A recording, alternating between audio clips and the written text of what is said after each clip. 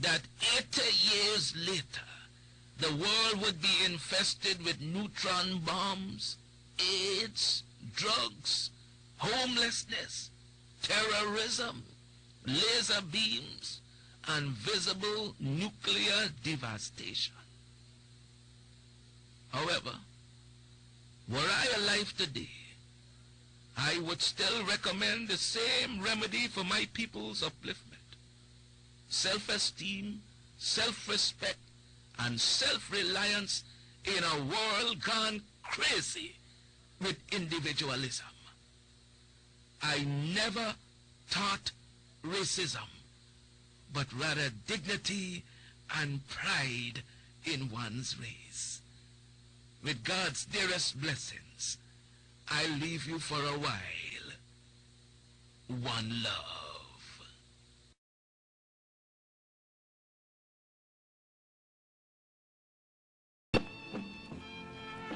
Dr. Sebi, we were talking before the camera started rolling. What is melanin and what is carbon? Tell us about those two minerals, or whatever they are. Melanin is not a mineral. Okay. Melanin is a word that was used to describe a certain biological function. But that particular identification or category or thing, melanin, is a European identification of what they think activates those neurons in our body that makes us black. But when you break down our body, our biological structure, into what we would have to put it in, which is chemistry, biochemistry, melanin has no place. It's not to be found. What is found in the body that is attributed to melanin is carbon. Carbon not only determines the quality of life in black folks, carbon determines the quality of life in every living plant that exists that is natural. If carbon is absent, there's no life. Melanin, what is it? I don't know. Well, why are white people trying to get some? It's a Greek word, melanos. Well, white folks talk about protein. What is protein? They say one of the 19 amino acids, the building blocks of life. But I know for a fact that that is not a true statement. Because protein, if it was the building block of life, what happened to the gorilla that lives 180 years without eating anything that contains protein? Unless they're going to say that the plants contain protein too. They're always saying things, and because we have no laboratories Thank you, Chief. to investigate those things, then we have to swallow it hook, line, and sinker. Miss Frances Welsing mentioned melanin. And I asked her, what is this thing? And I know she could not adequately answer the question because she was trained by someone European. So when you are trained by a European and told these things, you have to regurgitate these things. But no, they are completely in error. Okay, we're going to take a little break for the phone. We have to be careful. Remember, it is like a brother recommended that you use comfrey for your bones. That is in the books. That is justified from a European philosophical base. But when you look at the comfrey bit, you find that comfrey contains starch, which makes it acid. Again, another European philosophy. Melanin falls under the same category. It is a belief, not a reality. I was told in Washington, D.C. that I was violating one of the most sacred code or law of nutrition when I deprive Achilles Stroud of protein. So I asked Dr. Steinberg and Dr. Glutt at the Georgetown Pediatric Hospital, did you give her protein 5 times a day? You did. Was she under your care for 2 years? Yes. Now, she did not receive any of those things that you call protein, and she no longer has sickle cell anemia. So where is the validity of this thing we call protein? Is it equity or is it deficit? We don't know. This is why Dr. Sebi, when he embarked on this journey of healing, many was asking me, well, why are you so concerned with the scientific aspect of this thing? I say it is necessary not to heal. To heal, it is necessary to understand the scientific aspect of it. But you must understand the herb that corresponds with the disease that is manifesting. And the only way you could do that in the Western world, and to prove that you would be respected as someone that could be of usefulness, is to enhance oneself with the words that describe certain things. And that is the science of biochemistry. I had to, because my challenges would be from a scientific base. And if I didn't understand science, then I would be lost. And they would gain momentum when they should not. So I decided to go into the scientific understanding of these things we call herbs. And what we found, that there is nothing on the planet that assimilate and could be of usefulness, save that substance is electrical. And the only electric substance on the planet is a natural plant. Not comfrey, golden seal, peppermint, aloe vera, and the rest. They're hybrids.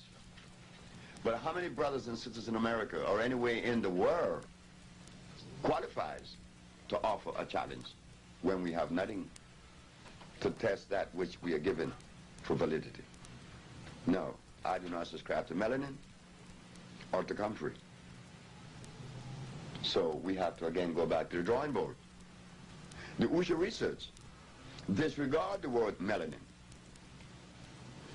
For instance, if melanin determines life, why is it then that when people come to us with nerve problems, with energy problems, we give them the substance known as iron, which is a mineral.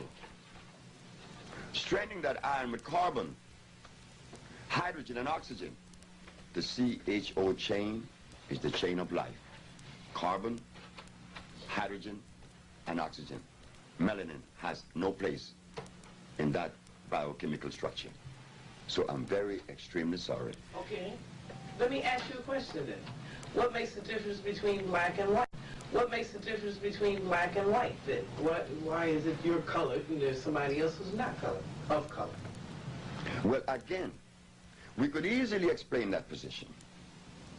Carbon is the determining factor for your color. The concentration of carbon determines the color black. The higher the concentration of carbon, the greater the color black would express. Oh, I see. Mm-hmm. It is carbon, nothing else. Excellent. Yes, sir. Dr. Sebi, explain to the people watching this tape the word electricity, and how it pertains to its necessity boundaries within the body structure. Now you see, now that was the best question that could have been asked. Why? Because if something is of usefulness in my structure, in my biological structure, it must necessarily be electrical. And the only substance that is electrical, are those substances that come from the forest we call the jungle. because the molecular structure is complete, it's not broken. If something is made by Mother Nature, one could easily use the common sense and see where this stuff is natural, is complete. But if something is made in the laboratory, well, naturally, common sense again shows us it could not be of usefulness. Each mineral on the planet, iron has 12,000 electrons per atom, calcium has 9,000, opium has the specific amount, and so it goes through the whole ramification of life. 142 minerals expresses themselves in a different way because that is necessary to maintain continuity, to maintain that individuality of each plant. The bones is calcium, not the blood. The blood is iron. Now we go back to the question of melanin. Wouldn't it be intelligent to ask one of the promoters of melanin, what is the electromagnetic structure of melanin? What is the amount of electrons per atom that represent this thing we call melanin? Why do we ask the question? Because it is necessary. We want to know, is this thing electrical?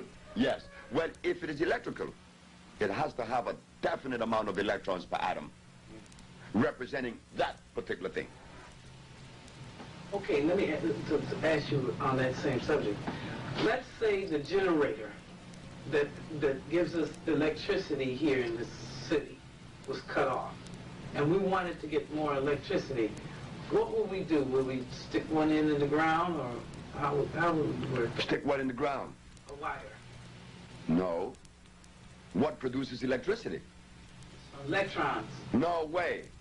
I was an electrician. I am an engineer. I work in what you call steam generating plants. I have a degree, I have a license in what is known as thermodynamics. We are dealing with physics now. The only thing that produces electricity, the only thing that produces electricity is the friction of copper and carbon. That could be seen in your automobile. Take out your generator and see what it has inside. It has a copper wheel and some carbon brushes that touches against it when it turns. Here's an example. This is the copper wheel in the generating plant that produced the electricity in this room. It is spinning at only 90 revolutions per minute, but against this copper wheel there are carbon brushes, and this is what you see. The spinning of the copper wheel against the carbon brush creates a friction. That friction is called resonance. Resonance is electricity, not electrons. Resonance. The resonance produces the electrons, not before. So now, if electricity is produced by copper and carbon, the friction of copper and carbon, then where do we go in the human body and find the organ that produces electricity? We find that it's the brain. The brain is the center of motor. The nervous system is the conduit that carries the electricity to various points of the body to cause motion. Now, should we ask,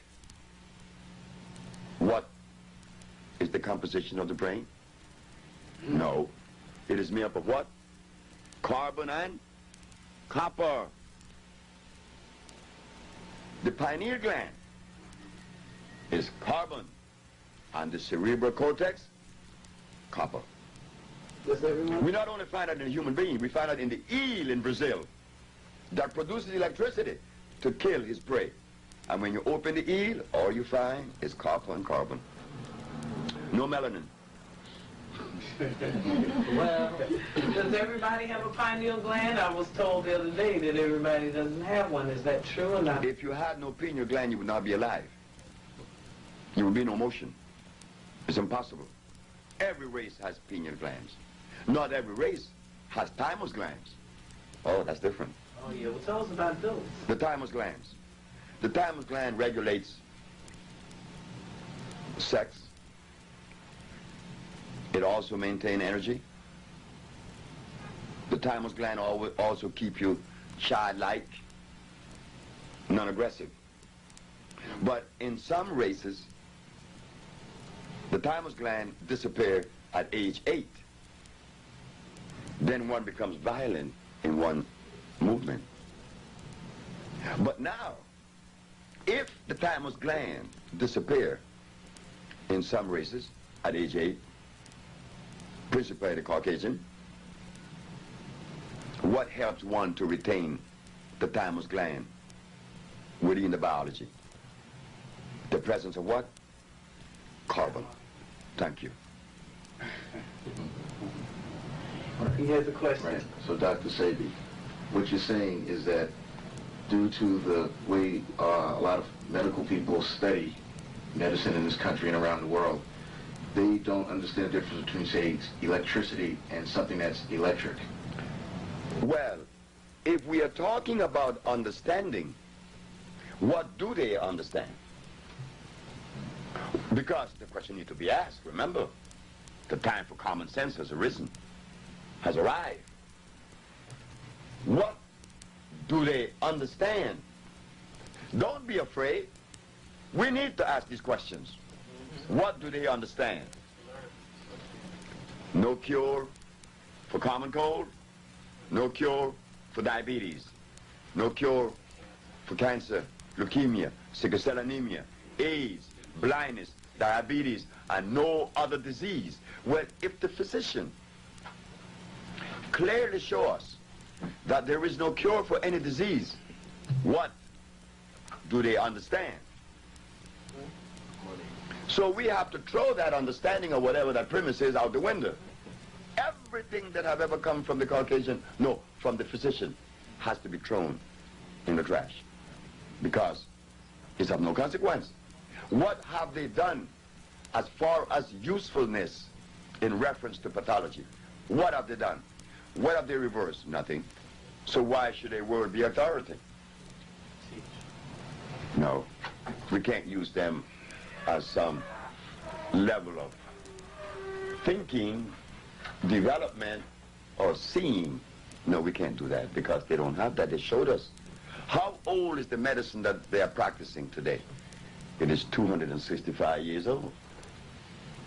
It started with Bombastus von Hohenheim, only because he was prejudiced when he found out that Hippocrates went to Africa to learn his craft. And the fact of the matter is that Mr. Hippocrates, 2,000 years ago, used herbs to cure every disease known to man. If Mr. Hippocrates used herbs to cure every disease known to man, then 2,000 years later, why aren't we doing so? Because the healer has been educated and the substance he used is artificial. And he is totally unaware of that. Why? Because he learned his craft from an armchair position. They call it armchair research, not field research. And that is very, very vitally important to know the herb from a field perspective, from a field position. Why? Because in the year of 1983, I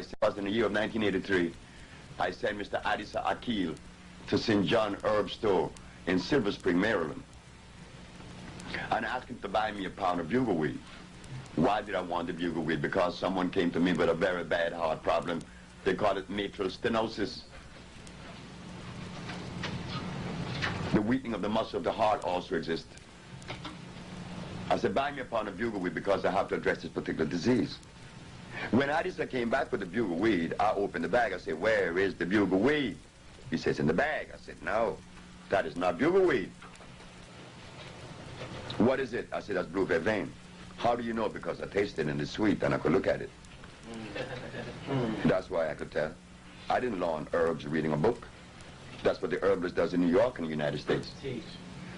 So I said, take me back to the store. So he took me back to St. John Herb Store. And there, the young lady, which was black, said to me, well, how do you know that this isn't bugleweed? My boss been selling herb for 25 years. I said, young lady, your boss may be selling herb for 125 years. This isn't bugleweed. call your boss. The boss came. What's the problem? I said, I don't think there's a problem. There's never been a problem with me. I just don't have those things. But you showed me something that was supposed to be one thing is another. How do you know? Because I know. This is not bugleweed. Bugleweed is bitter. Bitter as gall, and this is sweet. And bugleweed has, in intervals of an inch, has a little ball on the plant. A little ball. Every inch it has a little ball. This has no ball. I said, would you please go and see if the bag that was sent to you that said blue vervain could possibly be the bugleweed? And she goes inside, and guess what happened? The bags were mislabeled. And she apologized. But if I had not known about the herbs and learned about them in the proper way, she would have snowed me. I could give anybody in New York any herb and say it is this or that. They don't know. Because the very herbalists, when I came to New York just 15 years ago, one day telling their recipients to drink carrot juice, didn't they tell the recipient to take golden seal? Well, when you do such a thing, you're showing and telling the world that you don't know what you're doing. And this is what happened to me when I went on WLIB. And I told the audience at WLIB that carrots were artificial. They all denied me. 1 year later, when Nova came up with the program, that not only was it artificial, they showed that it was made by crossing the Queen Anne lace and the wild yam. You do not mix herbs unless they belong to the same balance. What do I mean by that? I mean this. In the kingdom of life, a yarrow plant, which is known as the Queen Anne lace, could only and will only pollinate another Queen Anne lace. Why? Because the pollen carries the same amount of valence as the other. And through that process we know as chemical affinity, they join. Now, there is another mixture that we are totally unaware of beside the natural one, which is chemical affinity. The other one is a mechanical mixture. What is a mechanical mixture? A mechanical mixture is when you cut a sliver in a plant, like the Queen Anne lace, and you cut a sliver in another plant, and you take out the heart of the stem, and you put it inside the Queen Anne lace, and you tape it. That is hybridization. Black people knows nothing about this. And now this plant produces something other than what it was originally. Because now you're uniting Queen Anne lace with wild yam. You don't get the wild yam or the Queen Anne lace. You get what? A carrot. They went further to show that it was made in Holland. And little before that article came out, I had returned to the drawing board to find this carrot. I knew it was artificial. Why? Because it doesn't produce seed to reproduce itself. Carrot just does not produce a seed that reproduces itself. So I knew it was artificial. And beside that, it contains starch. When I go back to do my research, guess what I found? That the German made the lamb, the German made the barley. I said, oh no. This is why the Arabs are so indebted to Germany. Because the German make the Arab food. The Arabs have no food, you know. Arabia never had food. Arabia doesn't have food now. Nowhere in Arabia you find natural food. Everything the Arabs eat, the very Quran that they read came out of Germany. Also their food. If the German removed the food from the Arab, they starve to death. Oh, this is nasty, isn't it? Oh, yes, it is. Teach the truth. It's treacherous. You know what we're going to do? We're going to take a slight break here, and then we're going to continue. So if anybody has any questions, write it down. get it ready, because we got about hit fate.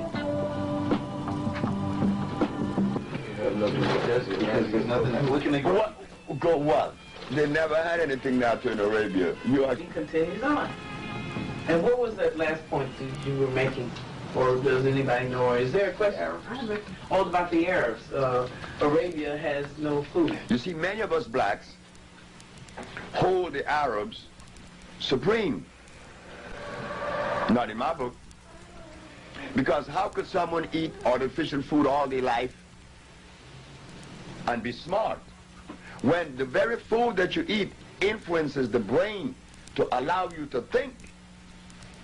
And if you eat the wrong food, you're going to think the wrong things. And that, again, is common sense. If you take a diesel automobile and put in it gasoline, what happens? It can run. It cannot run.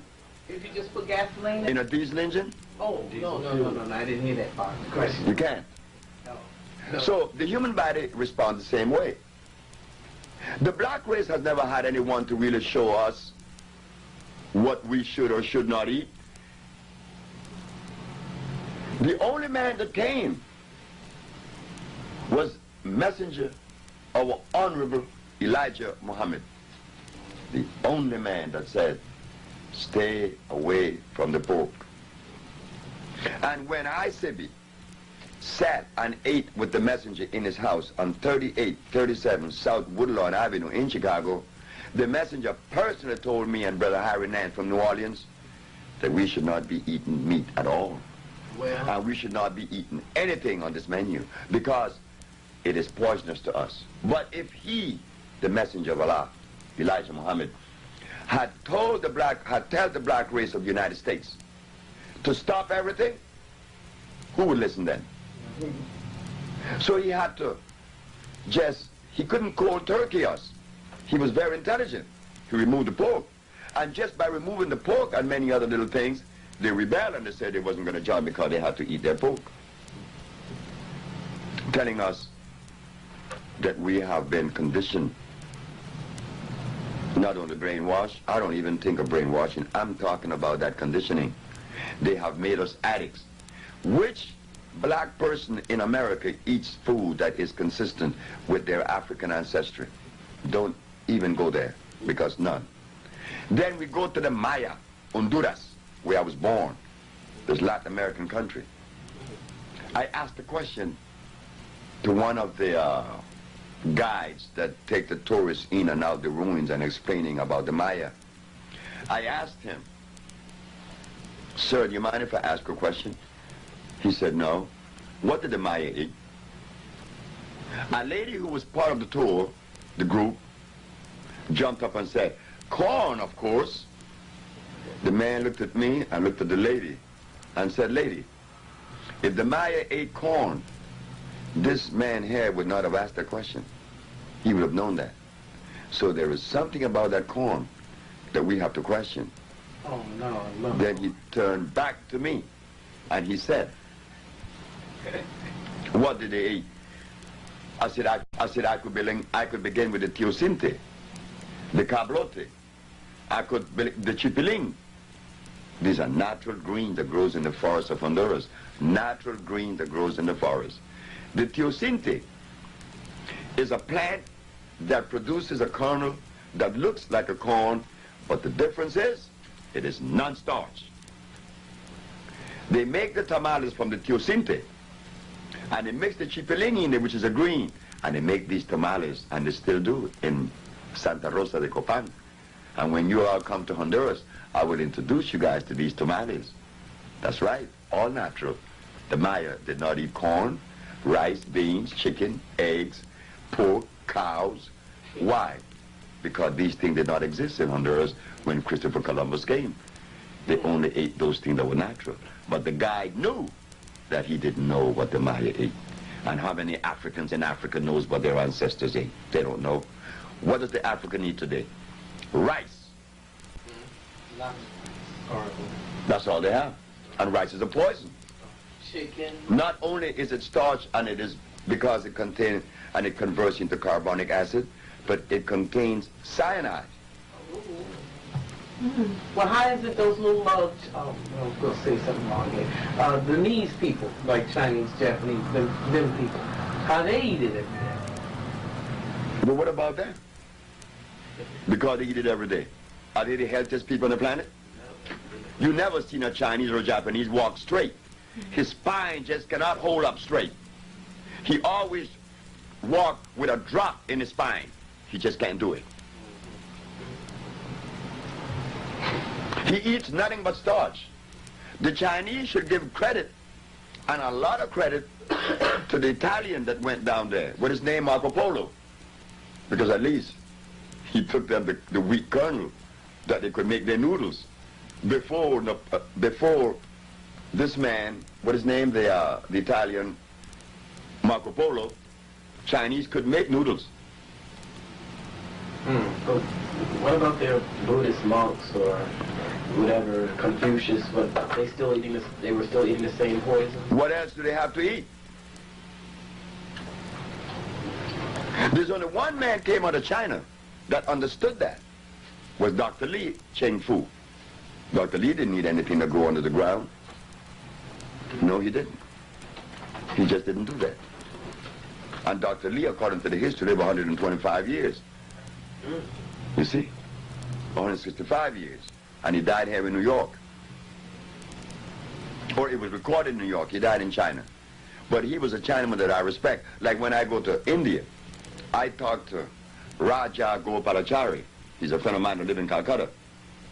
And he looked at all the Indians and said they all are dead. I said, why? Look at what they eat. I said the same I say about Africa. That's why there isn't one African leader that I respect. I can't respect any African leaders because I know his head is confounded. Why? Because look at what he eats. Is fish good? Fish rots in the intestines. Oh.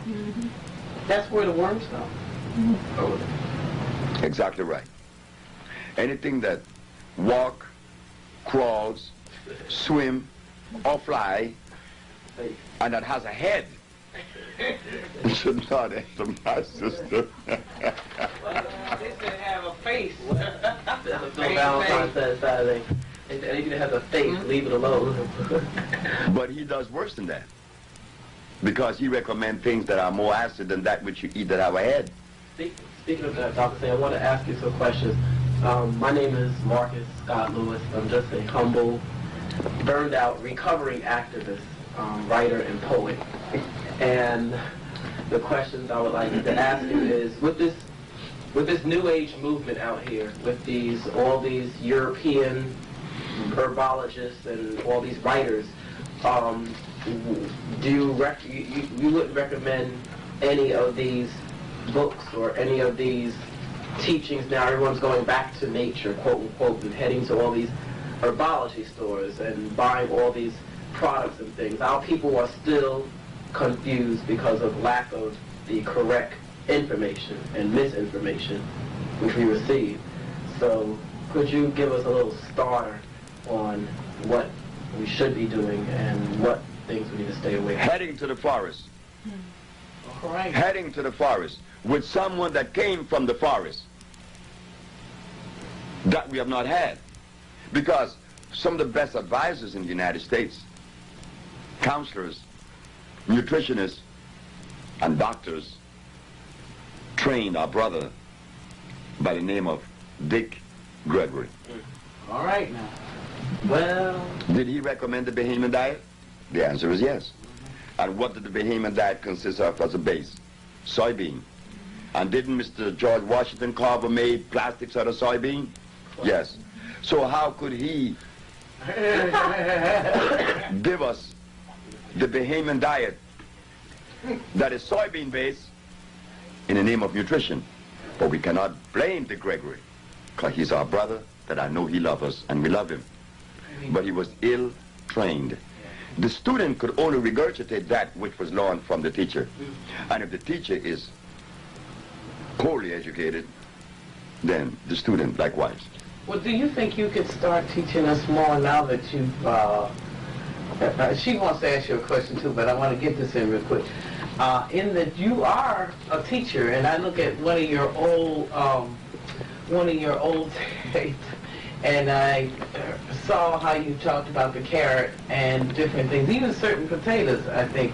Sweet potatoes is all right, but the white potatoes is not ain't good. I didn't say that sweet potato was all right. That was made too. But there's a certain kind of... The red potato, the red rose that was found in Lake Titicaca in Peru.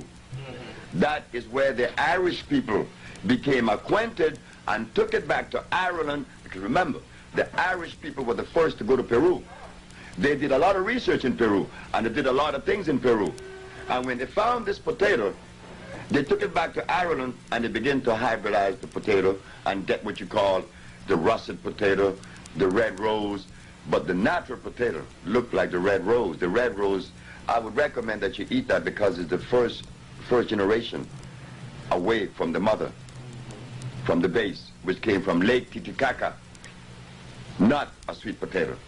A sweet potato has such a high concentration of nitrogen that it would really play havoc on the system. Have you written a book? No, I'm writing one of it. It's right in that bag. Oh, okay, good. So when it's finished, when you take it out the bag, I want to read it. The bag has these tapes that need to be transcribed. Oh, okay. And it would be transcribed as soon as possible to be put into book form, because the book is needed. Yeah. We have been misled not only by the foreigners that are not part of our race, that dictates to us and tell us what we should and should not eat, but we were also hoodwinked by our brothers that was trained by those people. Well. The gorilla does not eat the food of a lion, but the black race eat the food of a lion. True. So we can't eat Chinese food. Well, we can't eat Caucasian food. We're not Caucasian, we're not Chinese, we are black. And what does that mean? Well, I use the word black, and I use that too loosely, because I don't like the word. What's a good word? I don't even know. Why call ourselves anything? The shadows. No, I am. You call me Negro, you call me nigger, you call me colored boy, you call me black, you call me African. I'm not an African, because the continent was not named Africa until a white man named it Africa. So what are we? Planetary. Thank you very much. She has a question for you. Yes, I just want to ask, because people be talking about how spirulina and wheatgrass is so good. I want you to just explain to them that Who are you? it's no good. I'm Bayana. Bayana asked a question about spirulina and wheatgrass. Spirulina, I mean, where does spirulina grow? It's hybrid. And what about the wheatgrass? Hybrid. Wheat kernels. When in my embryonic stages, and I must admit it was later than that, because I was in New York practicing this thing already, and I was using wheat to produce wheatgrass to be juice, and here I am with my little cup of wheatgrass juice. I got the best chlorophyll in the world. Man, a little lady, 94 years of age, named Mrs. Holloman, said, "You're out of your mind. You're not going to recommend that to yourself and to no one else." Why, Mrs. Holloman? Because this stuff is poison. Wheatgrass juice. But just a minute, is wheat natural? I said, no, the fendo is natural. The teff is natural, but not the wheat. You make bread out of fendo. You make bread out of the which is the teff, which is the Ethiopian that makes the injera. The brown injera is made from teff. But as far as the wheat, we have to remember the amaranths, which is natural. But this thing we call wheat definitely was made in Europe. So now, when we grow this kernel and we squeeze it, we are getting sugar and starch. So in my brain tell me, don't use it no more. So what you use? Sprout something natural. So I went and got some amaranths, and amaranth seed could be acquired right now in Brooklyn. It grows all over the place. You take the little seeds and you put them on the bed right now, and you cover them with the soil. In 21 days, the wheatgrass sprout. But the amaranths would not sprout in 21 days. Why? The amaranths only sprout once a year in the spring. So I was angry because the amaranth did not sprout. Then the amaranth laughed at me and said, you want me to sprout along with something hybrid? But I'm very sorry, I only sprout once a year. But the product I produce is food. And when the amaranth sprout came, oh, I was eating amaranth sprout and I was high. For about 3 months, I was on this high, this energy, because the molecular structure is complete, and therefore it deems that stuff electrical. If the molecular structure is incomplete, meaning a hybrid plant, it cannot be electrical. If man could make a substance in a laboratory, such as a vitamin, vitamin B, vitamin B, C, vitamin B12, inositol, zinc, all this stuff. Hey, look, just a minute. How could you make in a laboratory a substance that would help me biologically or physiologically? If you could do that, and if you could really do that, then you're God. Only nature of God makes something electrical. No man could do that. I'm going to give a simple example. On the planet, minerals are expressed in two forms. One phosphate, one oxide. Meaning what? There are 142 minerals. We begin with gold, silver, opium, iron, phosphorus, iron, magnesium. They come in the form of a rock. 142 different minerals in the planet. They come in the form of a rock. But that rock also have a plant that is representative of that mineral. The plant contains gold. Gold? You may ask, well, why should it be so difficult for you to understand that? Don't you take burdock for iron? And what's the difference with iron and gold? They both are minerals. But now you have them in a plant form. Why a plant form? Because the plant, in sending its root into the soil, it converts that solid rock into a liquid digestible substance. The scientists call that process of conversion iontrophoresis. Iontrophoresis could only be accomplished by a plant, not a laboratory. You can't take a piece of rock that is iron into a laboratory and get a liquid from it that's going to be digestible, because now it becomes non-electrical. The plant makes it electrical. And when you drink it, it is pre-digested for you electrically, so that no one snow you. The minerals that the body needs cannot be found in any health food store. No vitamin C, vitamin B, vitamin A. The body is not made up of any alphabetical order. It is made up of minerals. And when those minerals have been depleted by the presence of disease, a disease ensues. So you have to replace them in a natural form, in the form of a rock or a plant. A plant, because it is alive and it is electrical. Why does it have to be electrical? Because the body is electrical. How could you feed an electric body dead food? You just can't do that. That's not consistency. Yes, sir. Yes, Dr. Sebi. So basically, when a person goes to a hospital and they're given so-called treatments, now basically we know when somebody is treated for something that has nothing to do with being cured. And when you have something like the American Cancer Society, they mention nothing about curing people. They're just a cancer society, which is they study some more, get some more money and keep studying, but never really finding a cure, when the cure basically is something that's natural in the ground, where the person can heal itself, the body can heal itself eventually. But yet what they do is they propagandize a natural disease and made a big multi-billion-dollar industry. Of course, and they're right 100%. If I was a Caucasian, Thank God you're not. defending my people and my economic position, do you think that I would undermine that position? By telling the world, here is a black man named Dr. Sebi. that have cured diabetes, sickle cell anemia, leukemia, then what's going to happen to his laboratories? What's going to happen to his pharmaceutical laboratories?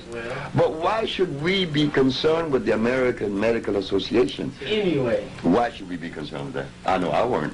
And what's the name of this this medical thing that goes to Europe and spreading AIDS among our folks?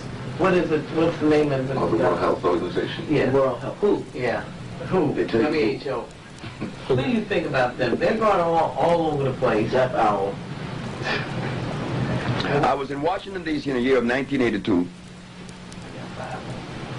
and this brother, who is a doctor, who worked for the WHO, personally told me that they threw in the towel 20 years ago, that they knew that there was no cure for any disease. They never had one. I mean, the physician didn't go to school to learn to cure anyone. The discipline just doesn't house that. So, again, we should not be bringing them up. It's of no consequence. The only thing is they're killing our folks over there in Africa. When are they going to learn? They're killing our folks in Africa? Yeah, they're all coming up with AIDS. Where do they get AIDS from? AIDS is a thing of the mind. Not real. It's memorex. But the African need to be killed. Oh, no. I mean, coming from Dr. Sebi to say that his family need to be killed. I know what you're saying. But that's a fact. The African have turned their back on their mother. In fact, the African has never regarded a black woman as being equal to a male. So when you abandon your position, you need to pay the dire consequences. When you abandon your mother, and I'm not talking only saying about the biological mother, I'm talking about that greater mother, Africa. They changed Africa. They made an exchange for Europe in Africa. They deserve to die. Everyone that dies deserves to die, or else you would not be dying. I think you're right.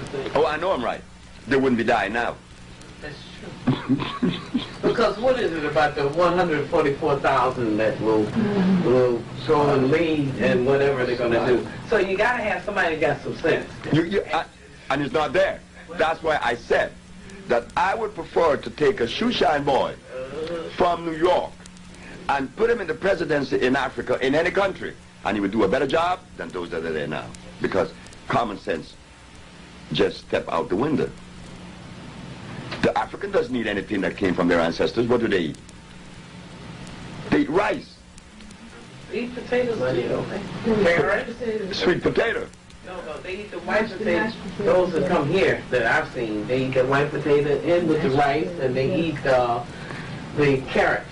Have you ever tried to put a salad bowl beside an African before you eat and see if they're going to eat the salad? Oh, he's not going to eat that. You could put a bush rat and some rice. We got room for one more question on this segment, and then we're going to continue. Yes, one last question, and I think it's very pertinent here. It seems to be the greatest thing that seems to be plaguing us at this moment, and that's AIDS, of course. Everyone knows someone who has it. I know someone who has it, and pretty much I'd like to get a roundabout viewpoint on what you feel about that. Yeah. Well, this book that you raised, if you notice carefully, AIDS. The good news is HIV doesn't cause it. Well, and under here it says Peter Duesberg. This man was the only man that made a... This man was the only man that made a statement that was in my favor when I was going through my litigation. This man's a white man. Peter Duesberg said that AIDS was not the result of a virus, and he agreed with me. I've yet to have a brother, physician, or otherwise, that openly agreed with me. Peter Duesberg did.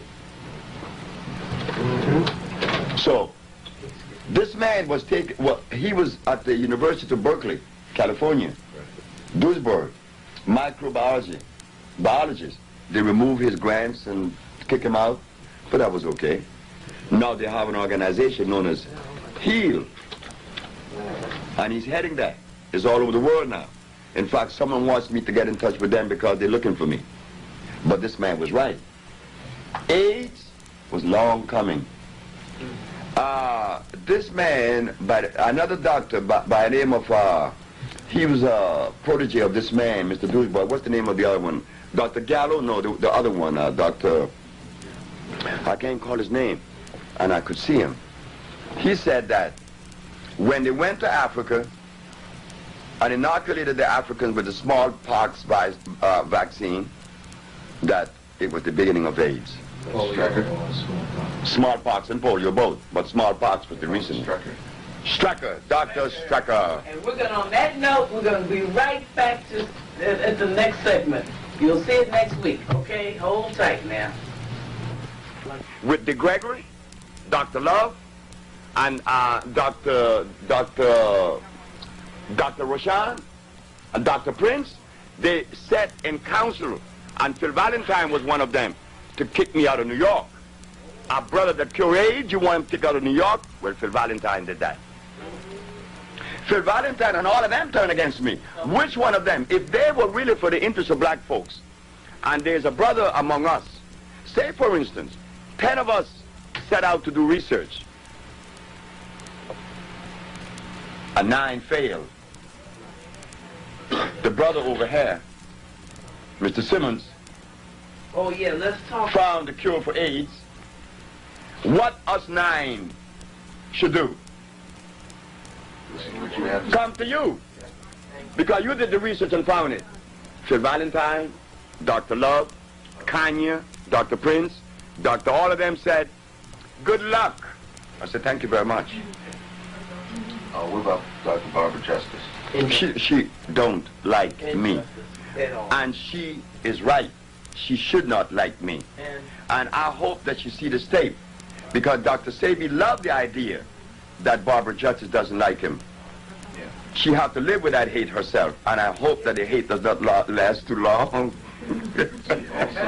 Also, at the Million Man March, Dr. Sebi, there was I was there. Well, and she has worked with him, the Muslim guy from Washington. She's worked with him. Yeah. Are you talking about Dr. Alim? Yeah, Oh, that's a beautiful... And Dr. Barbara Justice said They brought together. this young brother up who they claimed they had cured of AIDS for 3 years of Well, treatment look what they of did to Cameron from Kenya. It is impossible.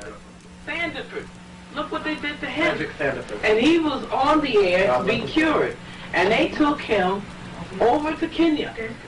And because of the lack of money, you know, money always plays the role, and lack of care, I'm going to put that in, that's my word, that Sandiford died. He had to. Even if I take Cameron, he would have died. What is Cameron? Do anyone here know what is Cameron? Synthetic. What? It's a Ferron mixed with something. AZT. Made right here in the United States, sent to Japan to be put together as a compound, and then taken to Africa and administered. That's true. That's true. Yeah. See, also, years ago, my father got out of the hospital, and he was feeling very weak. This was like 1988. And his name? And his name, Professor George Simmons. And I remember my father was feeling very weak, and he didn't know what to do. So his friend sent him to Dr. Barbara Justice, and she looked at him and she said, all you can do is just pray. And wait. And wait to die. So what happened was a few of my father's friends took him to see Dr. Sebi over here. Amen. And my father, if you recall, the first time you met him, he came to your office, told you all his problems. He was this and that, and you said that you didn't even look at him. You said you was busy reading something. And you told him, don't worry about it, you'll be all right in a couple of weeks or a couple of months. He said you'll be back teaching with, without too much of a problem. And lo and behold, my father followed what you told him to do, and he was back teaching. He's running around now in 1995. And now he's down in Honduras at your institute, and he went down there with a lot of different maladies, diabetes, prostate cancer, high blood pressure, a whole bunch of things. And he said within 2 days of being down there, he was ready to run some Olympic events. And he did. Wow. Yeah. And his sugar was down to 93. And the toe that was supposed to be amputated no longer has to be amputated. What? And his hair is growing back, did he tell you? Yeah. His hair is growing back where it was falling out. The village you are talking about is here. This is the village. Okay, let me hold it there for a few and let's get a nice tight shot of that. Okay. All right. We see the tanks of the thermal waters. This is the Usha village in Central America. And you see these tanks that house the water. They are holding tanks. Oh. The thermal water contains a pH of 8.8. It is not like what they have in other places. I heard that there's a hot spring in Cottonwood, Alabama. We don't have a hot spring in Honduras. We have a thermal spring. And the difference of a thermal spring is that the thermal spring is precipitated by volcanic activity, which means that the water has a high concentration of sulfur and phosphorus. Not so for a hot spring. A hot spring is precipitated through a bed of zeolite that's under the ground. And as you know, that zeolite is a mineral that boils water. That doesn't necessarily make it thermal. So what makes the difference?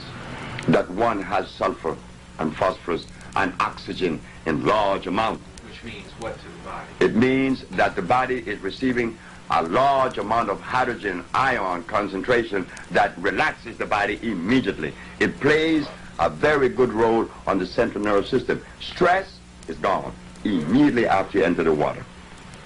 And that was the first thing that I did for the professor when he got there. I said, before you eat or go to sleep, you go down there and you take a bath. And we took him down there, he took a bath. Next day he was rejoicing.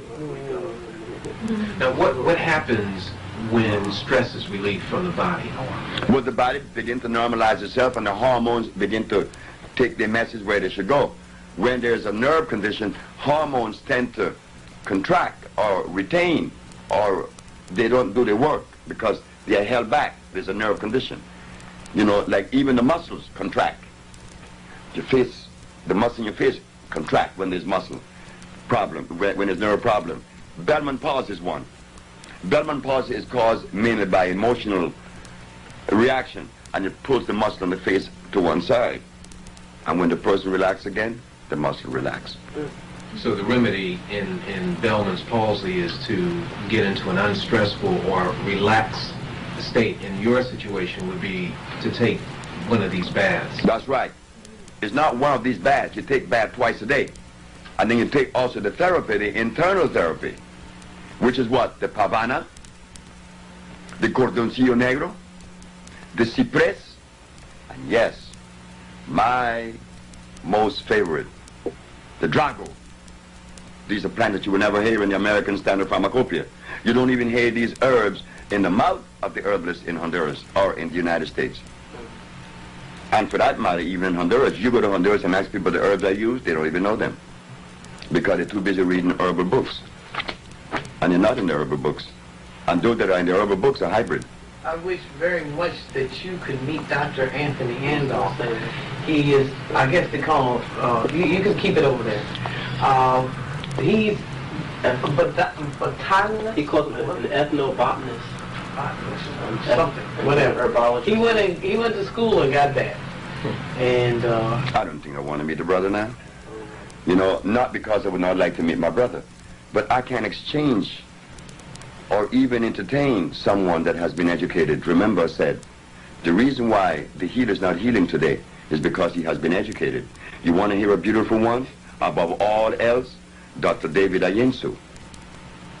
Dr. David Ayensu is a member of the Smithsonian Institution.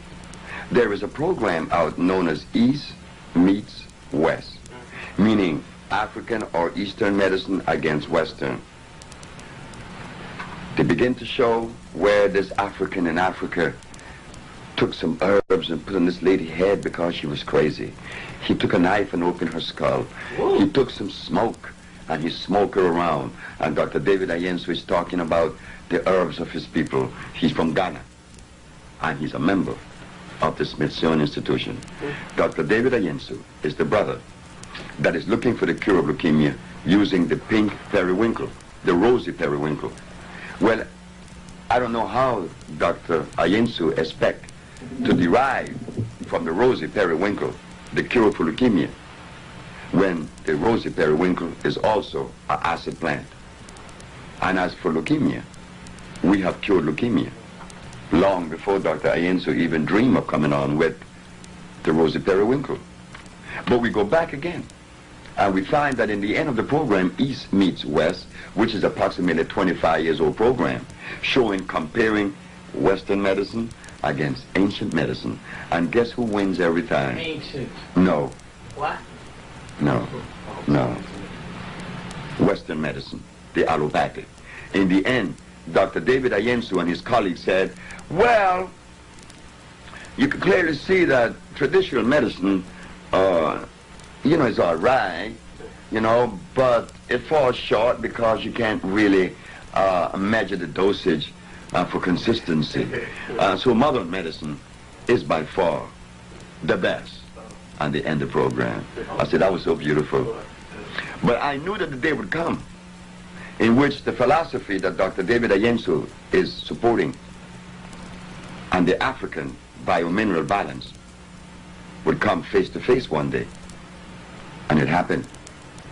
Dr. David Ayensu called me and said, I've heard about your works on leukemia, but we are looking for the cure of leukemia with the rosy periwinkle. I said, Dr. David Ayensu, we already cured leukemia, so you could just squash that. Just go to something else. But that's 12 years ago that I told him that. 12 years ago, Black America, and still now, does not show the interest into our health and healing the way we should. All of the healers in New York, and I could call their names, they all read books. If I take Dr. Phil Valentine and Dr. Love and Dr. this, that into the forest, they would know a natural herb from an artificial one. But we can't blame the brothers. No. They was ill prepared because they were prepared by Caucasians. Well, On the subject of you're not wanting to meet up with a particular individual, this is for clarification. Yes. It's not that you don't want to meet them, but based on your experience of dealing with individuals who come with certain credentials and paper from the establishment or the system schools, that you know that there's a great difficulty in a back and forth and a sharing. Your response? My response is this. We are told that the brother that the sister want me to meet is an ethnobotanist. What do they cure? he researches different plants. I'm only asking, what do they cure? Research is 150 years old. We could research and research and research and research and research. We want to cure. We don't want to research and just research. What does he cure? Well, he has different plants. He tells you that you can take that will cure. No, hold it. How does he know that? What does he cure? He said he's been taught. He's from Africa, and he was taught by his father, grandfather, so forth. And he says he only uses plants that are from the homeland. Do you mind if I ask the question again? It's all over the world. What does he cure? Any disease. He cure AIDS? I'm sure he does. Well, that's good. If you cure AIDS. I'm the only individual to have diagnostic sheets showing from 5 different laboratories around the world that they have been cured of AIDS. I don't say it. I got diagnostic sheets. And that's important. Who else have those diagnostic sheets? Thank you. So I can't lend myself to someone that says that it does. Where's your proof? Speaking of that, Dr. Sebi, from being an activist, one of the things I ventured into was AIDS activism. And 5 years ago, I used to go to a few ACT UP meetings, and of course that was sponsored by Burroughs Wellcome and the European allopathic medical establishment. And then later on, an organization started called HEAL. You may have heard of the Human Education AIDS Liaison, which people like Dr. Strecker and others, Peter Duisberg supported that group. And HEAL, of course, I'm sure if they could find you, because many of us thought when you left us in New York City, we just felt so abandoned. Why can black people find me instead of HEAL? Alone, that's right. And that's more important to me than HEAL. But black people are not interested in their health right now. No. But Latin Americans are interested in it because right now we have a cadre of people who have taken to the forests of Brazil, Peru, Chile, Honduras, Guatemala, Salvador, who's right now doing research in the forest. None of them are Americans, and none of them are blacks. Why? We talk, and we talk, and we talk, and we research, and we research, and we research, and we spend all of our life researching, and disease is running rampant. And not only that, every minute in our communities right now, we don't need to go with the historical story. Well, you have to start someplace. You do have to begin in research. That's a sorrowful position. Well, we have black. That's a very sorrowful position. Something if you don't know, you got to start somewhere. How long is research? My research took me 2 years. And we cure sickle cell anemia. We cure AIDS. And we cure blindness. 2 years of research. But these other men have 25 years under their belt. And what do they cure? You're absolutely right on that. But what I was saying is you had to start in research in the beginning. But in the beginning, it wasn't even, 2 years. I call it research. Because my grandmother was the one that did it. See, my grandmother was a healer. And she didn't go to school. So what kind of research she could have done? Brother Sebi, research can be likened to running a relay race. Oh, yes. Somebody else has covered the ground, and you know about it. Then you pick up the race from where they are. But if the race started off heading in the wrong direction, you lose. Because the finish line is receding faster than you can run. We heard that. What happens is that you continue to pass the baton on, but there's no finish line. Right. It's behind you. And running and running. It's behind you. So I don't want to hear about research. So what you have. In fact, in South America, people don't bring to me these questions. Not in South America. I live in South America. They say, Dr. Sebi, we know of no one that cures the disease that you have cured. So you have the blessing of our country. Honduras has given you all the privilege to practice your craft, regardless to what the world said. You can't go to Africa. I said, no. Although you're an African by heritage, I said, but I can't go there. They kicked me out. So the need to research can be attributed in part to the conditioning that many of us have been through to say, well, where's your research? Whereas you point out that the what have you done? That's what they have. Not what have you researched. What have you done? That's Latin America. But that in America is arrogance. But we are arrogant, as Professor George Simmons said, that I am considered an arrogant individual. Yes, Dr. Sebi, not only you are arrogant, everybody in Honduras is arrogant. You've been independent since 1824. You have earned your position to be arrogant, and especially when it comes to the art of healing. If the rest of the physicians and herbalists have healed what you heal, they too would be more arrogant than what they are arrogant. Arrogant is a demonstration. I don't know what it means. Of being self-confident. We don't see that. That's okay. It doesn't matter. But I'm saying we don't see that among our people, so that when we do see it among our people, people of color, even people of color will react, that person is arrogant. Because they're conditioned too. That's what I'm saying. Yeah. But I want to get to some basic ailments real quick. I'm Brother Leroy, and some basic ailments I want to deal with are those that some of our average people are being confronted with right now. Young brothers are beginning to show up with kidney ailments, right here in the city. And what would you attribute kidney ailments to at a young age? Also, young sisters having fibroid tumors, etc. Reproductive problems. Reproductive problems at a young age. When we say a young age, in their 20s, something that would normally show up later on. Thank you. The male and female. Would you say that starts in the colon? No. It doesn't start in the colon. What happened? I used to say that too, that every disease begins in the colon. But if that was true, what have us eating the things that go to the colon that makes us sick? Why are we eating the things that enters the colon that makes us sick? It is before the colon that makes us sick. It is before the colon, right here. The mind. Not the mind. I don't know what the mind is. I have never found the mind. I hear talk about the mind. I don't know what that is. But I do know this, that when the brain is confounded, you have problems. You may put anything in your mouth. You see this hand and this big mouth goes in there, it hasn't hit the colon yet, right? It starts here. Which is the brain. The brain. The brain has been confounded. The computer has been confounded. G in, G out. Garbage in, garbage out. But we don't want to see that. We want to rely on spirit, mind, and soul, when these are the properties of what? Supernatural. Well, I don't live in a supernatural world. I live in a natural world. In the natural world, there is no such thing as the mind. There is no such thing as a spirit or a soul. You know, you mentioned on one of your tapes about you wanted to become so spiritual, and you went and you met some of these people, and they had a stomach that was meeting you in the door, and you said, "This is spiritual. I don't think I want that." No, I don't subscribe to spirituality because all the spiritual people are big and fat, and they got problems with their head. So I knew there was something I had to stay away from. And, you know, I didn't pursue it any longer to investigate to see if they were believed in this or not.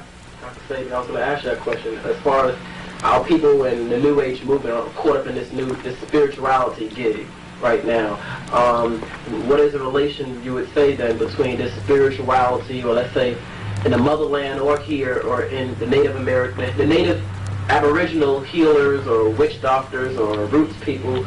Is there a science, or is it fantasy, or is there a combination? What's the reality in that matter, of this spirituality? I don't know what it is. Because if it is so equitable, I mean, among the Native American, the indigenous Indians, as we call them, the highest alcoholic incidence in the world is among them. How come they can't even cure that? We got problems. Among the Africans, they're eating Garvey and bushrat. What happened to them? We have problems. Spirituality is a word that came out of Europe. Even the very word is European, like the word African. That's not African. That's not us. That's European. The country is called African, and by them, you call it African. There's a word they call spirituality. What is it? I don't know. Yeah. Not even interested. I'm finding that out. If you were given the assignment to open a school, not here, please, open a school and get your teachers to start teaching, where would you begin? Would you begin in research, or what would you do? Or show them each plan, or how would you go about it? Oh, I got to go way before the plan. I got to show you where we were derailed and change that environment, that brain environment. I have to change that immediately, that you could begin to see. Because with the images that you're going to see are not the images that I would see, because all of us are individually put together. We are unique, unlike the other. I would put the individual on a path that would avail him the privilege to see. And in seeing, then he could make a right decision, a good decision.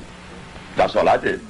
And my grandmother started me out by understanding that I was not supposed to listen to anyone. No one but yourself.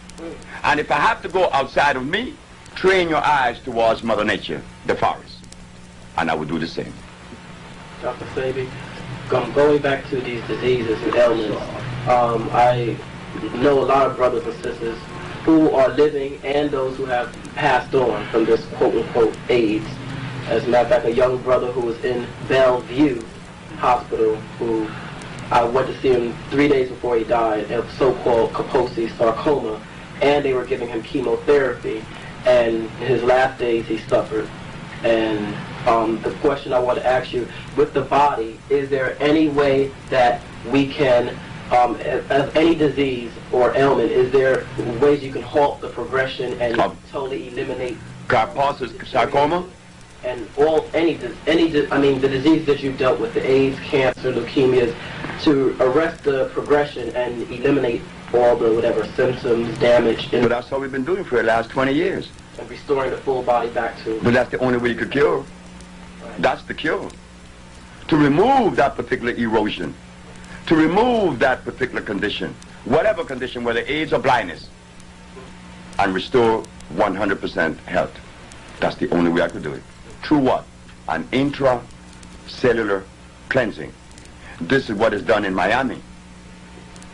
We put together our compound based on an electric system.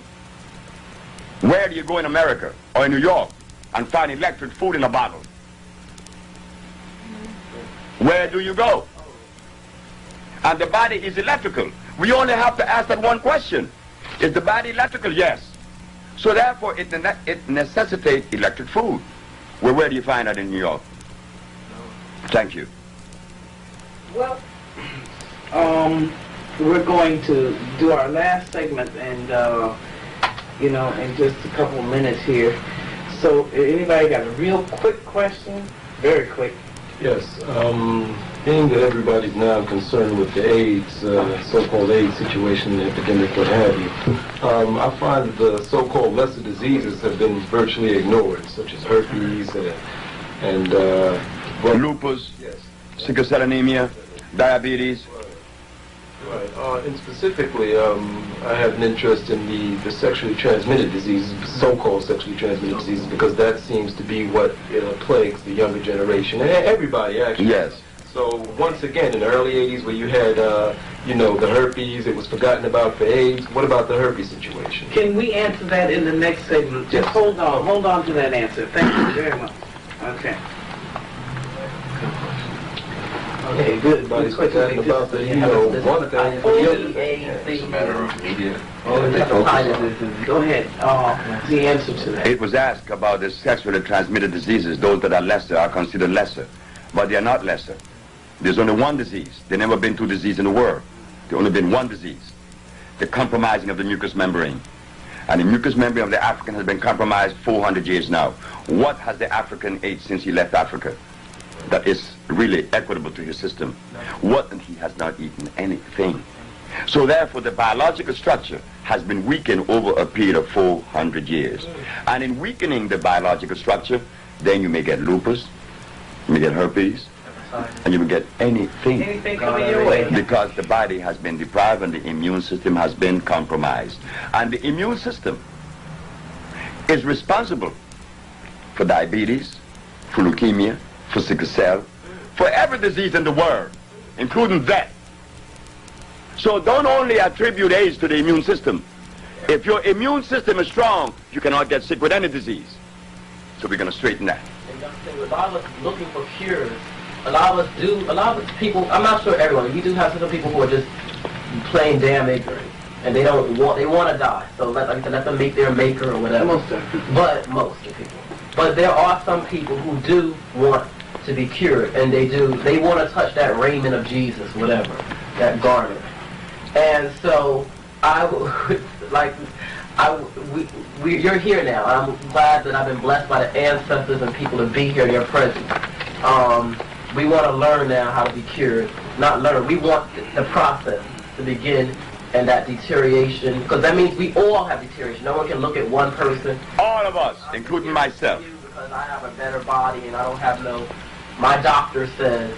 Speaking of that, the question is now, what is the relation then between, since the discovery of medical science 265 years, what is the relation then between laboratory reports and the hematology, pathology, or the blood breakdown? Is there any validity or goodness out of this allopathic Western medicine, the microscope, and the relation of natural electric food and If you want to see a germ, then get a microscope. And if you get a wound by a gunshot or an appendix has burst, you need to be open real quick. So there is place for the knife, but under extreme conditions. But as far as curing diseases, there's only one way. That is the herbs, because they are electrical. Their molecular structure is complete. They will assimilate. They are carbon-based. That's why in Egypt you see we had scalpels and knives.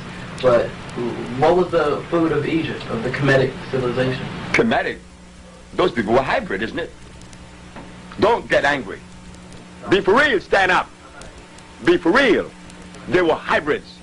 That's why be for real, stand up. Be for real. They were hybrids. That's why Cleopatra had to go all the way to Italy to find a man.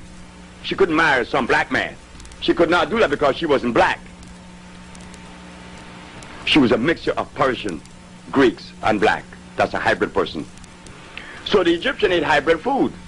Didn't they eat ducks? Weren't they the one that really started to make of garlic? What could Egypt eat?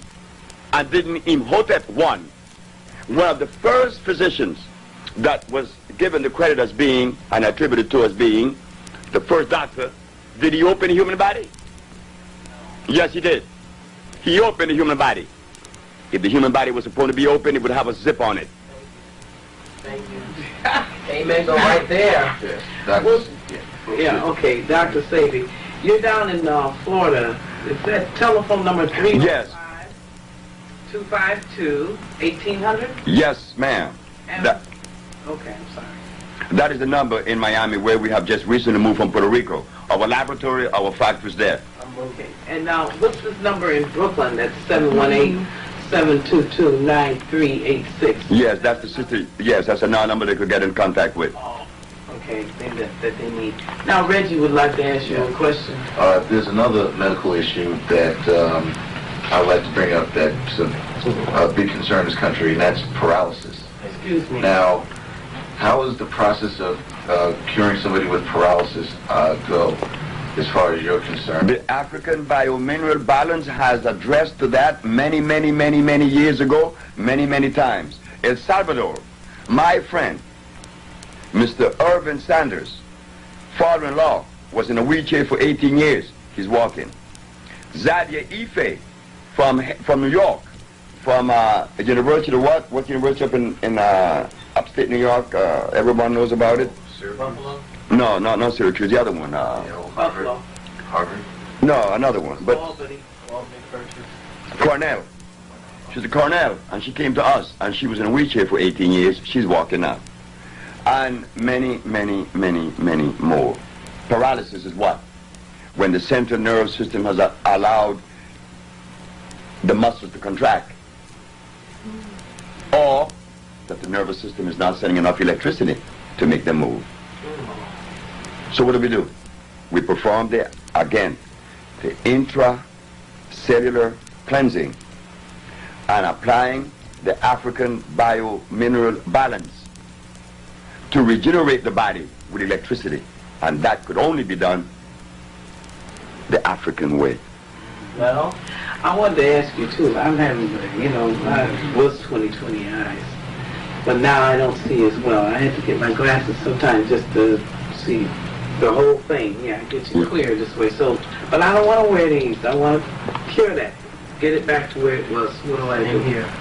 Well, I had an experience in Chicago with my own eyes. I don't have any problem with my eyes, but I talk. I could read. I could see clear. But then one day, I decided to do urine therapy. All right. I used my compounds. For 20 days, I fasted a month. I fasted for 29 days, nearly a month. And after my urine was as clear as water, I decided to drink it. I was drinking it twice a day, along with a gallon of water. At the end of 4 days, I was completely blind. Completely blind. I was blind that Thursday, Friday, Saturday, Sunday, Monday. I began to see on Tuesday. I bought some blinders. I told my daughter, I said, go buy me some blinders, please, quick, because the sun is reflecting my eyes. It's hurting me. She said, okay. She went and she got the blinders and I put it on my eyes. Oh, and I was happy. Oh, I was in blind. I was in darkness for 5 days. At the ending of the 50th, on the 6th day, I was in Chicago. I was on Stony Island, where we had the center. When I took the blinders off, I could read the finest letter across the street. So why was I blind? Because it was breaking down all of that inflammation. Oh. Coming down. As it crossed the eyes, I had to go blind. You see? Oh, I see, yeah. So what you need is a total fast for a while, and then urine therapy. And then you continue on the diet, and your eyes going to come back immediately. Clear. Could that happen to Dr. Clark, too? Because, Dr. Clark? Well, not too late for him. It's not too late for anyone. But how much indebted is Dr. Clark to the Caucasian or to his mother, fathers? Dr. Clark is a beautiful brother. And Dr. Clark need help. And Dr. Clark came to me. I said, Dr. Clark, you can't eat these things. And I love Dr. Clark. All of us do. Who doesn't? But Dr. Clark can't stop eating those things. So Dr. Clark is like the brother by the name of Chancellor Williams. I went to see the brother. They told me he passed on. Yes, that's right. I went to see Dr. Chancellor Williams. I said, my daughter is dying to meet you because you wrote the book, Destruction of Black Civilization. Well, in my house, my children doesn't read books. None of them, including myself. I don't read books. I just don't. Never have, I never will. But that doesn't mean that books are bad. All right? But my daughter has read your book. And she's happy to know that you live. And she's happy to know that we are here today to help you because you're going blind. Dr. Chancellor William told me that it was okay, that Dr. Cohen told him it was okay. He believed more in the Caucasian than he believed in his brother. So we just went home. So I don't know at what level. I have 1 minute more here because I have to be lecturing at 3 o'clock and I have to check out of the hotel. Question. Dr. Sebi, we know how bad the food is out here. What food would you recommend that we go buy out, if there's anything in the city, food, plant, or herb, and what diet should we be eating? Well, can do like a 7-day. Well, there is a phone number that you could call that have the whole dietary program and would even help you to walk it through. The phone number is 718-629-5587. And you will get in touch with Betsy or Elizabeth Volant. She got all of the steps that you would take and the products that you would buy. Because when you walk in the supermarket, everything in there is artificial. So we have to select from that artificial world the least of the damaging foods. Can you repeat that number again, please? The phone number is 718-629-5587. And ask for? Elizabeth Volant. We have just a few more minutes on here. So okay. If you want to, we'll stop or add something at the end here, whatever you... Talk about sickle cell, since a lot of folks have sickle cell. Sickle cell anemia? Yeah. Sickle cell anemia. What's happening in the body and what your tonics do? When I'm asked about sickle cell anemia, my brain goes to one country, and that country is Ivory Coast. In Ivory Coast, 33% of the population has a high incidence, there's a high incidence of sickle cell anemia, 33%. I talked to Dr. Landenberg, Pierre Landenberg, he's a Frenchman, about sickle cell anemia at Howard University. He disregarded me. But I have cured sickle cell anemia, I told him. And I asked him, what is sickle cell anemia? He said he didn't know. I said, I thought so. I said, because sickle cell anemia is when the blood plasma has broken down into a sickle. Broken down by what? Mucus have seeped into the plasma, into the cell itself, and break it and disunited the cell. Removing the mucus, the cell unites again. And then, to maintain that level, you have to feed the patient large doses of iron phosphate, not ferrous oxide, iron phosphate. And I don't know anywhere in America that says that. But sickle cell is when the same mucus that breaks down the cells in the nasal passage that cause sinusitis has now broken down the blood plasma and break it into a sickle. And now we have to replace the mineral that has been lost. And because iron phosphate, iron incidentally, is the only magnetic mineral in the planet. Being magnetic, it pulls other minerals to it. So therefore when you take iron, you take all others proportional balance. So when they take this iron, they begin to see result in less than 5 minutes. Malt liquor, what damage is that doing to, we have a lot of brothers who are drinking 40s and, you know, that we're just being sold this particular drink. What is happening in the body? What is happening to the mind when you consume that? The liver is damaged. Malt liquor is made with what? Barley. I know they use also another substance in the yeast. And isn't yeast the seat for infection? They call it what? Chlamydia? Yeast is the bed for disease. But again, Since we have not had scientists, researchers, as they're called, to come forth with the proper research or study, we fall short. We're vulnerable. We are vulnerable. I mean, I just came to New York 10 years ago, and they were drinking carrot juice. Carrot juice? Well, that tells me something. And they're eating beans in the name of health. That tells me that something is wrong. So therefore, we have to stop it. The brother that came from D.C., there was a war on AIDS, and I was taken to Manhattan. War on AIDS! Well, I had the bomb. I went. Dr. Barbara Justice and Dr. Prince disregarded me. And then they said, Dr. Alim is coming from Washington. I said, the Muslim brother? They said, yes. I said, he's coming with a very special message. I said, yes. What is he coming to tell us? That AIDS kill black people. I said, we needed to hear that from Dr. Alim. Wow. Because we were totally oblivious to that fact. But the question I'm going to ask about Dr. Alim, is he a Muslim? They said, yes. Well, what does a Muslim that follows Allah doing, practicing the medicine of Iblis that they call the devil? There is a contradiction. Well, allow. Yeah. Dr. Sebi, what can we do as folks here in this country who are concerned, that have some semblance of consciousness?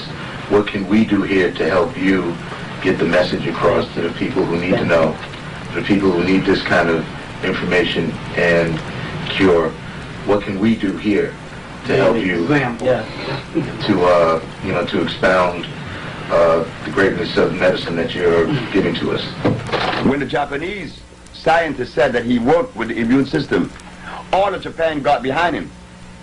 He didn't ask them. They got behind him. And he got the Nobel Peace Prize for only working with the immune system. We don't work with the immune system. We cleanse the immune system. When the Jews in Israel needed help, they didn't come asking help us. They sent the help. So you ask me, what could I say to the black race of America that would help the USHA research? I don't know. If they help me, fine. If they don't help me, still fine. I don't know. All donations. That's on you. That's on the black populace. That's not on us. We did our job. Anybody got another question? Yeah. Excuse me. I would like to ask Dr. Sebi about cancer. Explain how cancer gets started in the body. The same way a common cold started. In any part of the body, any way cancer appears, it means that there is a condition that has manifested over and above because it has been progressively getting worse, unattended or unknowing. There's no difference with cancer and a common cold. The mucus in the nose stayed a long time, they call it sinusitis. And as they begin to eat the cells, they call it cancer. And that's whether in the reproductive organ, in the breast, in the head, in the brain, in the eye, wherever. It's all mucus. You've heard of Dr. Torrey. Dr. Torrey from Chicago. Well, he teaches about the worms in the body, how they got there, what cyst is made of, because he says that the worms have to doo-doo in your body, and that's where you get these cysts and things like that. You heard of that? I disagree with that. A cyst, when you open a cyst, inside of the cyst, all you find is calcium carbonate. That's all you find. But I can't challenge anyone or anything. But I do know this, that Dr. Torrey has compounds that I know came from the Caucasian books. So in other words, Donald Torrey, the cysts are from Los Angeles, California. Yeah. That's who groomed him. Right. The white boys groomed him. So in other words, you're saying that that's a protection. What's the protection? When the cyst, because you said it's got carbon in it. No, calcium carbonate. Hardened. The mucus has hardened, and now it is growing. The doo-doo in your body, and that's where you get these cysts and things like that. You heard of that? I disagree with that. A cyst, when you open a cyst, inside of the cyst, all you find is calcium carbonate. That's all you find. But I can't challenge anyone or anything. But I do know this, that Dr. Torrey has compounds that I know came from the Caucasian books. So in other words, Donald Torrey, the cysts are... from Los Angeles, California. Yeah. That's who groomed him. Right. The white boys groomed him. So in other words, you're saying that that's a protection. What's the protection? When the cyst, because you said it's got carbon in it. No, calcium carbonate. Hardened. The mucus has hardened. And now it is growing. And then it's going to burst and eat you up. So your tonics do what? My tonics, our tonics, the Usha tonics, the electric food. To that, to this. What, we reduce it. Didn't you see at Usha Research when the lady passed the tumor? I did. And it was in the refrigerator? I was there. Thank you very much. She brought it in. She brought it in a bottle. And we put it in the freezer, a tumor, this size. I saw it. How'd they come out? Just passed out of her... That's the only way it's supposed to come out. Well, so you're right. Our bodies don't have zippers, so any cleansing is supposed to come out through the regular holes, the nose, the mouth, the... Like Taurus Henderson. The anus. Taurus Henderson, Chicago, Illinois, 1990. She had a tumor in her brain. And this is recorded on Channel 21, on Channel 19, in Chicago, by Brother Rashid. She passed a tumor through her nose, from her brain. Not only her, but she was cured. this Caucasian male from his daughter named Robin Bennett called me and said, my father have a tumor in his brain, a blood clot in his brain. I said, yes. How long would it take you to take it off? I said, how long would you allow me? So I gave you a month. I said, what about 24 hours? She said, you're crazy. I said, of course. But it came up in 24 hours. And she wrote me a letter, and I have that letter. Out his nose. More than black people come to you.